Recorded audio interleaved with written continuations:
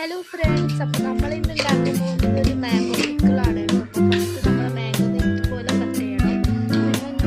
നിങ്ങൾ കട്ട് ചെയ്തോളൂ. എന്നിട്ട് നമ്മൾ മുളക് പൊടി ചേർത്ത് കൊടുക്കുന്നുണ്ടല്ലോ.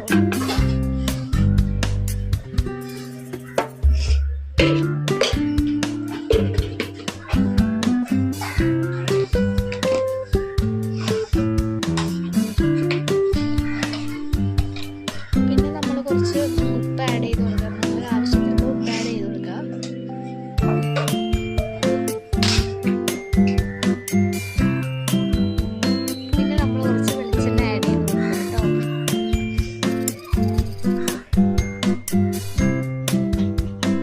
പിന്നെ നമ്മളെല്ലാം കൂടി നല്ലോണം മിക്സ് ചെയ്ത് വെക്കണം. നന്നായി മിക്സ് ചെയ്തിട്ട് എല്ലാം